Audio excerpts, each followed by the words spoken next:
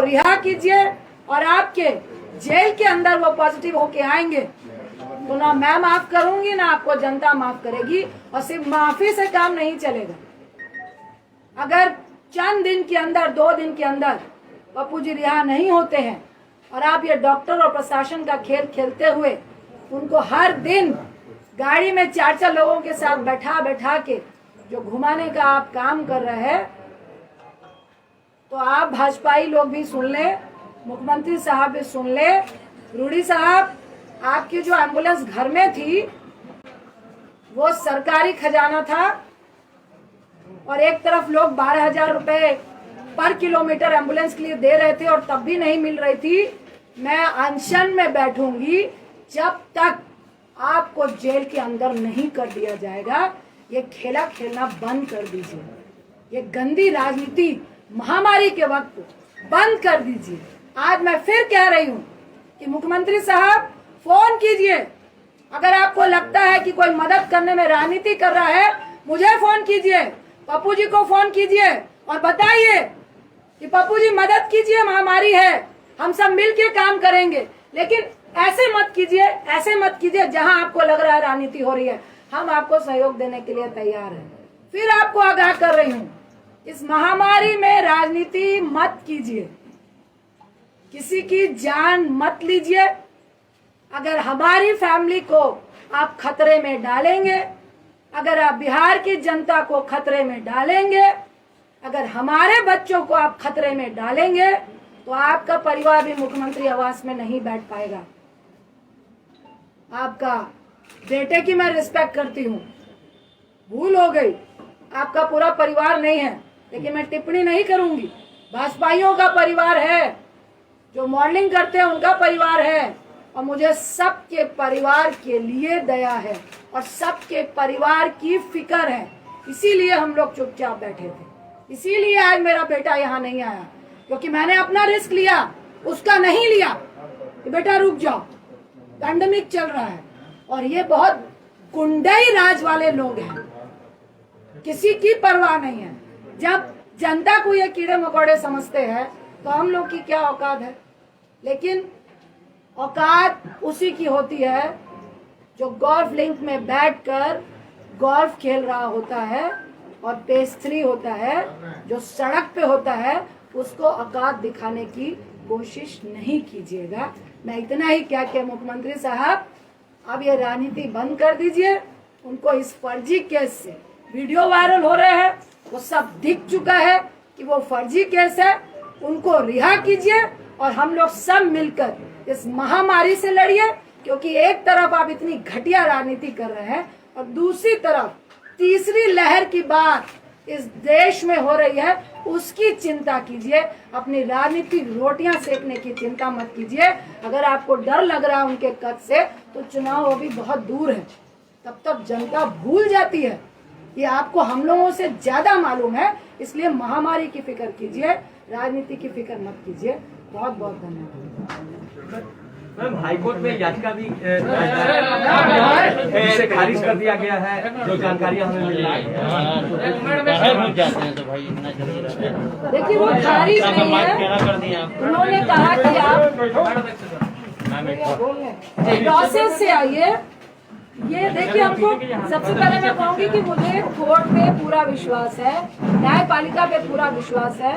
इन्होंने सोची समझी साजिश से इनको जेल भेजा, क्योंकि 17 तक कोर्ट बंद है और कोई भी मैटर इस तरह से सुना नहीं जा रहा है।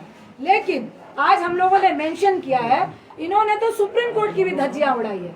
सुप्रीम कोर्ट ने कहा है कि इवन 7 साल से नीचे वाला भी कोई मुजरिम भी है, उस पे भी अगर जेल जाने की नौबत आती है तो आप इस पैंडेमिक में उसको जेल नहीं ले जाएंगे। और अगर कोई जेल में है भी तो उसको 90 दिनों की आपको पैरोल देनी है। सही मायने में कानूनी तरीके से जब इनको मधेपुरा भेजा गया तो मजिस्ट्रेट को ही खड़े खड़े इनको बेल दे देनी चाहिए थी। लेकिन ये रणनीति है, और मैं नहीं चाहते हुए मैं कहूंगी कि दबाव में है। वहां पे कुछ हो रहा था, लेकिन रात के 8 बजे नहीं हुआ। ये लोग खरीद रहे हैं और इनको जबरदस्ती इस मंशा से तंग किया जा रहा है कि पप्पू जी तंग हो, 4-5 दिन रहे, उनको भी महामारी से डर लगे, उनको भी जेल से डर लगे। जब वो डर जाएंगे तब हम देखेंगे। ये एक षड्यंत्र चल रहा है और इसमें सुप्रीम कोर्ट की भी धज्जियां उड़ाई जा रही हैं। आज हम लोगों ने मेंशन किया है डॉक्टर मेडिकल को लेके ही कि सुप्रीम कोर्ट का हवाला देते हुए इनको जमानत मिलनी चाहिए। आपने 4 लोगों को सड़क पे खड़ा करने की बात कही थी, नाम मेंशन नहीं किया आपने।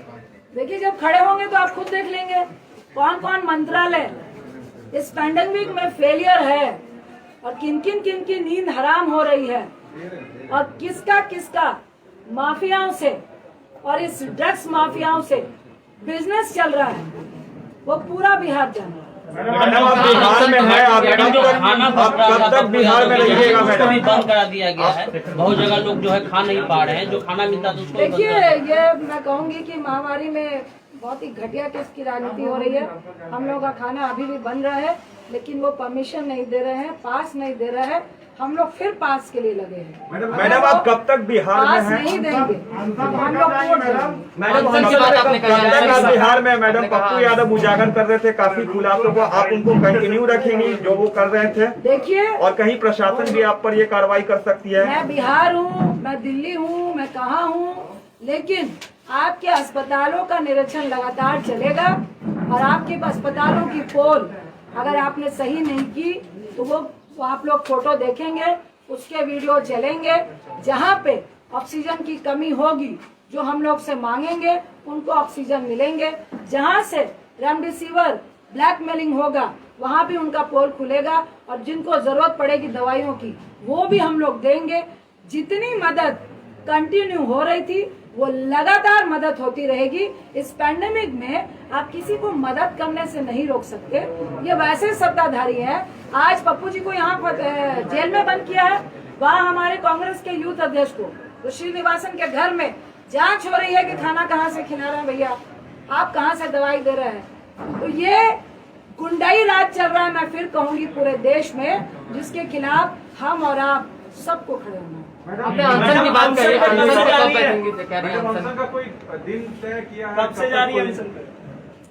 मैंने आपको बोला, मुख्यमंत्री साहब को फिर आगाह किया, जल्द से जल्द पप्पू जी की रिहाई हो, क्योंकि आपने फर्जी केस में जबरदस्ती इस पैंडेमिक में जो पोल आपके स्वास्थ्य का खुल रहा था सुविधाओं का, उसके लिए आपने भेजा है।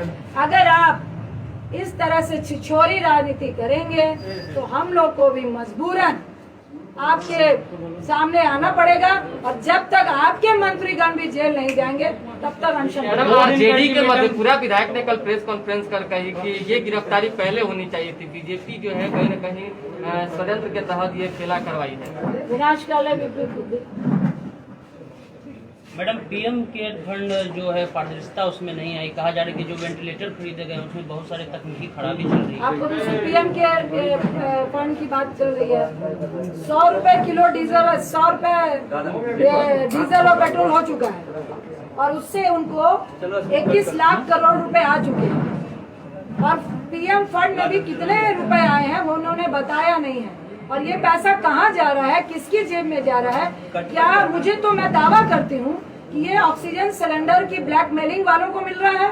अभी दिल्ली में खान मार्केट में पकड़ाया था 800 जो ऑक्सीजन आपके कंसंट्रेटर है और उनका जो नवनीत कालरा वो बीजेपी और आम पार्टी से मिला हुआ है।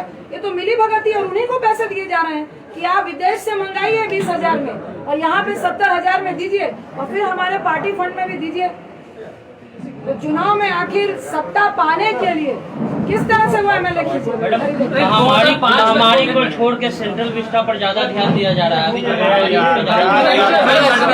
मैडम, सिंपल सवाल ये है कि 2005 में जब चंद्रशेखर खड़े हुए थे मधेपुरा से, उन्होंने पैम्पलेट पर आपका और पप्पू जी का फोटो लगाया था, लेकिन कल उन्होंने कहा है कि पप्पू यादव गुंडा है और बीजेपी के एजेंट है।